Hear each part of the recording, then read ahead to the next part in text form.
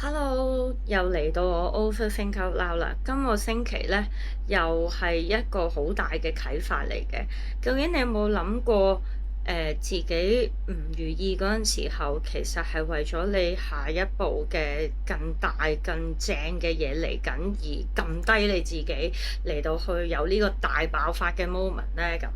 咁我今日呢就會打開我腦袋，同大家分享下呢個星期就發生咗啲咩事啦。咁首先點解會咁樣講呢？就係本身我呢排屋企都身邊都比較多事發生啦。咁有狗仔唔舒服啦，咁其實佢不嬲都好健康，即係其實好少可係佢唔舒服。不過年紀佢都大啦，佢都14歲啦，咁我都開始要調節自己嘅態度啊、心態嚟到去面對佢嘅年紀上邊會發生嘅問題啦。咁又擔心自己照顧唔到啦，因為我都有講過，其實我係一個人要照顧佢哋3個。咁我係嗰個即係當你情緒低落嗰陣時候，就真係冇話自己堅唔堅強嘅，亦都唔需要經常都堅強嘅。我真係喊咗出嚟，真係死啦！我點樣照顧佢啊？我連佢條尾整親，我都係得一對手，我都同佢唔到噴藥膏喎咁。咁但係冷靜過後咧就好啲啦，就係、首先唔好俾佢舐咯，唔舐已經好咗一半啦。咁如果真係要人幫手嘅，打電話叫朋友，冇話唔得嘅，再唔係咪去寵物店咯咁。因為其實睇個醫生，你都真係要俾佢食藥，要搽嘢先至得噶嘛。咁都引申到一個問題就係、睇寵物醫生啊呢啲。其實以前嗰啲人，即係啲狗都幾長命啊！即係咩旺財啊、大吉啊嗰啲咁樣樣，13、14歲喺個鋪頭門口拐下拐下，佢哋都係咁樣樣過。咁當然呢啲説話講咗出嚟，一定係會俾人鬧爆㗎啦。咁但係一條生命要完結嘅，其實對我嚟講，係唔係一定係一個壞事咯？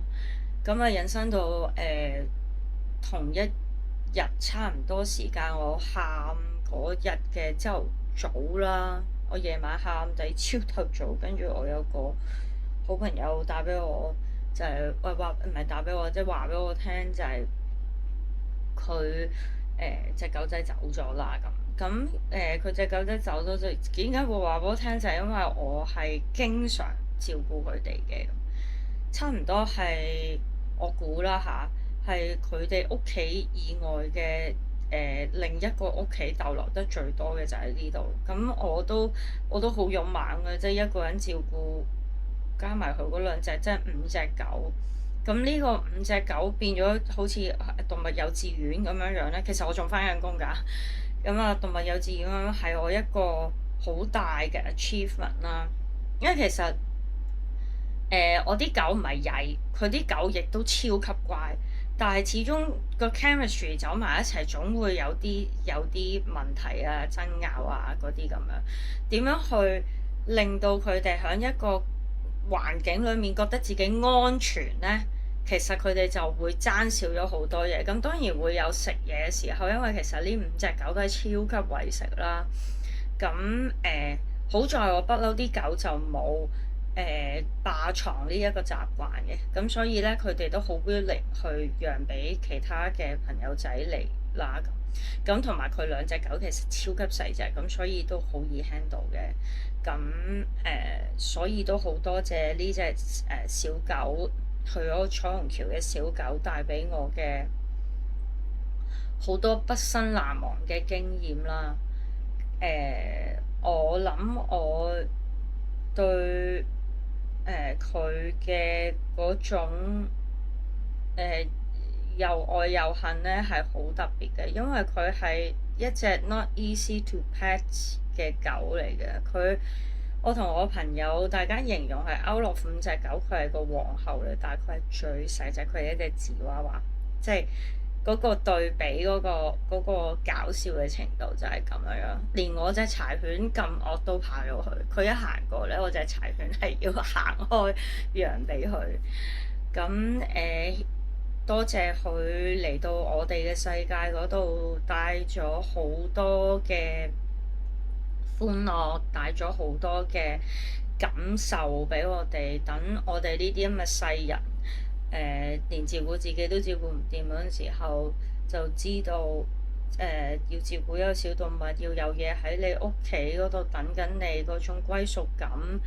係鍾意做乜就做乜，好多好多嘢都係嚟自呢啲小天使教俾我哋嘅。咁希望佢 rest in peace，亦都希望佢有一個辦法翻嚟再揾我哋啦。咁死亡嘅議題有陣時可能會好似好沉重咁，但係呢個世界都係有兩樣嘢 guarantee 㗎啦，即係我睇一個 broadcast 都講啦，交稅同埋死亡係一定會嚟，同埋你冇得揀嘅。咁死亡可能對我嚟講嘅遇到嘅程度，可以同大家分享下嘅。咁我就屋企好，我係一個好細嘅 family 啦。咁爹哋啊、嫲嫲、公公婆婆嗰啲都走晒㗎啦。咁佢哋走嗰段時間都幾壓縮咗，去一個好短嘅3-5年時間裏面就發生晒嘅事啦。咁我自己本身就養過5隻狗啦，咁我有2隻狗就已經即係佢哋走嗰時都好大年紀嘅，18同16歲，2隻都係松鼠狗嚟嘅。咁一隻就係我做暑期工喺呢個嘅保險嘅鋪頭嗰度，有人唔要佢咁樣啦。呢個係一個好得意嘅故事。我有冇講過呢？我要睇翻我有冇講過呢個故事，即係曲折離奇到盡頭。佢一隻狗，一隻意外得翻嚟嘅狗，完全係將我嘅人生 flip 咗幾次。即係第一次轉咗，再唔夠，再轉多次，再轉多次咁樣。咁第2隻狗就我買翻嚟陪第1隻狗嘅，嗰陣時仲未興領養咁樣啦。咁第2隻狗養到16歲，咁跟住我就依家第3隻狗、第4隻狗、第5隻狗咁樣。呢個狗嘅系列嘅傳奇可以一路延伸落去啦，因為事實上如果大家鏡頭前面嘅都係養動物嘅，而你哋對動物嗰個照顧嘅程度係好似我咁樣，可能你得1-2個人照顧啊，好有 discipline 啦，真係打風落雨365日睇住天文台個 app，你都要揾條罅隙嚟同佢哋落街咁樣樣呢。咁你會同我講緊呢個，你會好身同感受我呢一樣嘢啦。咁好啦，我啱啱開波嗰陣時就嗰個 hook 就話你究竟有啲乜嘢嘢，即係呢啲嘢發生咗之後，點解會令到我覺得係一個大爆發嘅前夕呢？咁因為其實我都有睇過，即係 believe it or not 啦，純粹大家都係真係吹下水睇嘅啫。都會講話，即係 before 你有 another stage of transformation 咧，其實唔好嘅嘢或者叫做嗰個低潮位咧就會開始嚟㗎啦。咁我喺 IG 都有寫到一個 post， 係5月係一個叫做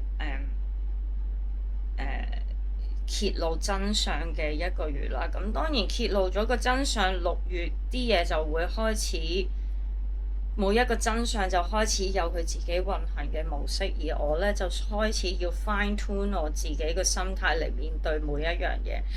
就係打個比喻，譬如我嘅狗仔啦，譬如我嘅屋企人啦，我啲狗仔都老得啦，我啲屋企人都會老啦。點樣可以大家維繫住嗰個感情啦？點樣去面對自己嗰個情緒去點樣再投入去可能屋企人身上，每一個屋企人啦，唔係針對性啦咁。你身邊嘅朋友佢哋嘅狀態係點啊？你自己有幾多嘢想同佢哋分享啊？同埋我發覺有一樣嘢係去到呢啲咁樣嘅 transformation 咧，有陣時你係唔識得講俾人哋聽，你嗰種情緒係發生緊啲咩事？我本身自己係一個睇落去比較堅強嘅人嚟嘅。所以咧，其實即係依家比較叫做 vulnerable 啲去講咧，其實要開口話俾人哋聽，我有一啲唔 logical 嘅嘢咧，其實係難啲嘅，因為可能喺依個嘅大眾嘅模式思想模式裏面，都覺得比較獨立嘅人咧，佢哋應該係個分析能力好強，佢哋應該好 logical。佢哋嘅情緒亦都好穩定嘅咁，但係首先我將呢件事調翻轉頭講啦，好穩定嘅情緒啦，我絕對都唔係嘅。我都幾ups and downs。如果唔係，我唔會有呢個 overthink out loud，亦都唔會有咁多嘢講，因為我可以諗嘢諗到離天萬丈遠，同埋我基本上係每一刻都係諗緊嘢。咁你會問我你會唔會試下 meditate？ 我有 meditate 嘅，但係我冇話變成一個習慣咯。他朝有日會嘅，我覺得呢樣嘢都幫到手，但係我都幾 embrace 嗰個隨心所欲想做就做嗰樣嘢先啦。依家咁，所以即係其實我好多嘢都好有 discipline 㗎啦。我真係唔想話即係早午晚三餐都已經俾咁多嘅限制自己啦。咁我想瞓覺咪瞓覺咯咁。跟住之後就係屋企人嘅嗰種嘅態度啦，就係佢哋可能唔再係你3、5、7個月之前嘅處理方式，其實都係一個人際關係嘅其中一環啦。只不過我mainly focus 就係我媽媽同埋細佬咁樣，其餘嘅朋友啦，朋友我係個圈係縮到好窄㗎啦。所以其實我話得俾佢哋聽有事咧，佢哋都好義無反顧，即刻俾時間聽我講嘢咁樣。咁但係我自己又有個心理障礙，就係大家各自都有自己嘅嘢要衝緊啦，同埋我通常都係 listener 多過即係 listener 同埋一個 advisor 多過我係一個訴苦嘅人。我變咗咧，一開始要做翻一開始有咁樣需要嗰時，我就死啦，點樣算好咧？咁我喊啦咁。所以人哋就話嗰個 transformation 要嚟嗰陣時咧，就係好多嘢開始轉你個處理模式啦。你會有一個新嘅思維，你會從一個好比較低潮嘅位開始咧，就去重新再 pick up 過。咁其實就係好似一個 V shape 嗰個字咁樣。我其實好中意，我唔記得好耐之前有人講過，係一個好好嘅 encouragement。如果你覺得自己係響一個最低點嗰陣時候，恭喜你啦，因為你嘅反彈嘅程度就你只會繼續向上，因為你已經跌到落最低。如果我要將我個腦 set 一個message 俾佢嗰陣時候，我就會話俾自己聽，其實依家都去到個最低㗎啦。繼續做落去咧，你就開始爬翻上嚟。咁個問題就問我係咩？你覺得依家好低咩咁？其實大家個定義當然有唔同啦，只不過我可能往時都係叫做順風順水，我都係一個幾幸運嘅人啦。其中一樣嘢都係叫做 Lucky Girl Syndrome 啦。如果大家有上去睇過一啲 podcast 比較 feminine podcast，佢哋都會有講。或者其實用一個 mutual 啲嘅 way 去講，就係話一件事就好似一個 coin 咁樣，點樣都有正反兩面嘅。即係你見到你遇到唔開心唔如意嗰邊，佢一定有另一邊就係你可以賺到嘅嘢。咁如果用一個 lucky girl syndrome 嚟講嘅時候，就係我好快就會將個 coin flip 去另一邊，話俾自己聽我會得到啲乜嘢嘢。呢啲同人哋講嘅叫做假 positive 咧，其實係好 marginally 嘅嘢嚟嘅啫。不過我想 say 一個 example 俾大家。究竟叫做 lucky girl syndrome 同嗰啲假 positive 會係點啊？唔講個人物係邊個啦。咁咧假 positive 嘅人咧，其實佢哋大致上嘅説話模式咧都會係咁樣嘅。我已經做咗啦，我都有同自己講係咁樣噶啦，都冇計噶啦，我覺得自己做得好好啦咁。呢一個咧就係叫做假 positive 嘅模式啦，即係你會 feel 到係得個口去講，但係個腦其實係未接受呢一樣嘢嘅。好啦，我又用 lucky girl syndrome 嘅模式嚟到去講啦。哇！好在我冇理到呢條友，好在呢條友飛咗我啫。如果唔係啊，我諗啊嘥晒我啲時間，即係你大佬咁正，我大把機會噶嘛。好彩你幫我做咗決定啫。如果要我自己做決定，真係有排搞唔掂。咁啊，跟住另一樣嘢就唔會講話我做得好啦。咁啊，可能另一個方式咧就係、等我諗翻嗰個 scenario 係咩先。係啦，哇！我依家唔舒服，係做嘢慢吞吞㗎啦。咁但係咧，每次我做到呢樣嘢嘅時候，其實我咧就好因為我係可以做唔到㗎嘛，我係可以懶惰㗎嘛，但係我冇喎，我繼續 push 自己喎。雖然唔係今日只可以做到咁多，但係我可以係零㗎，我選擇做咯。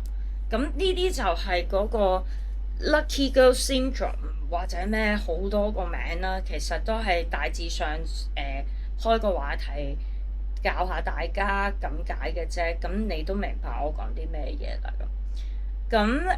我呢一個低潮除咗我個意識上邊或者我個生活上邊嘅 experience 之外，其實個身體咧都俾晒反應嚟嘅。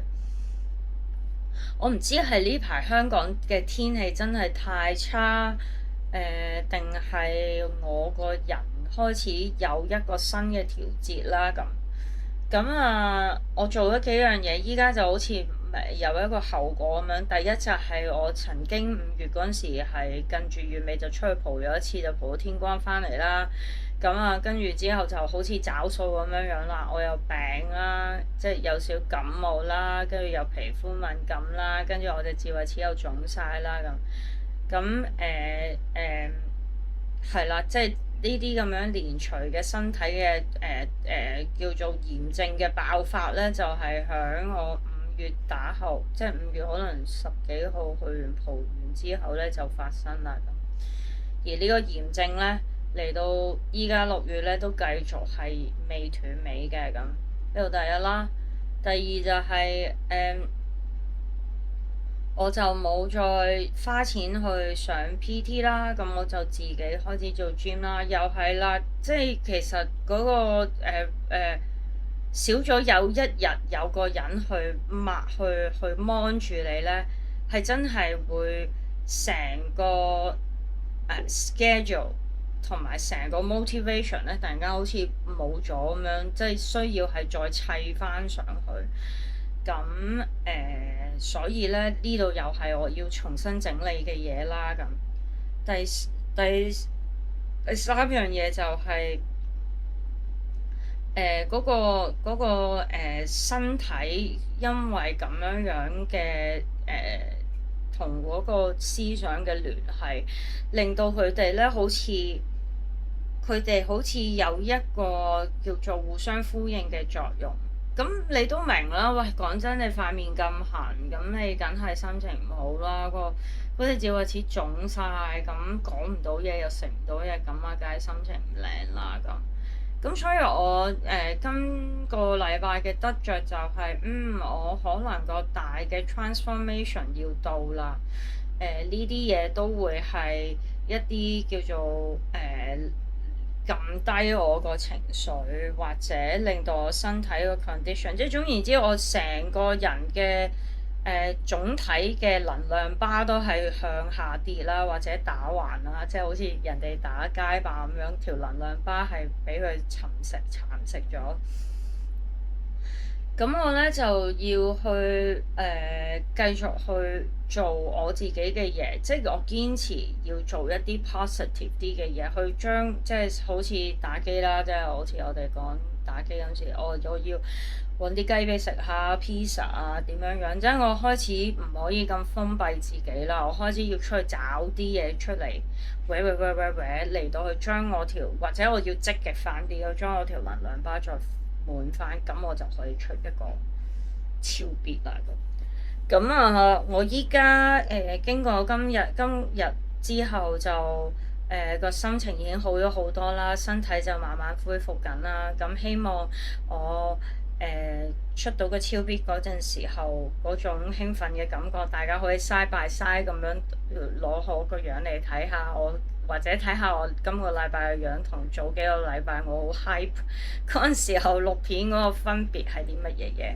咁啊，今日就嚟到呢度啦，好多謝大家嘅支持啦。咁如果鍾意我呢個頻道嘅就麻煩你幫我撳個subscribe 同埋 like 我呢條片啦，因為你撳呢啲掣咧就會令到更多嘅朋友仔佢哋對呢個嘅香港中女閒談呢一種嘅題目有興趣嘅，都會有機會睇得到。咁當然當中我嘅題目亦都唔係淨係閒談嘅，我都希望將我生活上邊嘅經驗同大家分享。講到尾最老土一句 sharing is caring。咁啊，多謝大家，拜拜。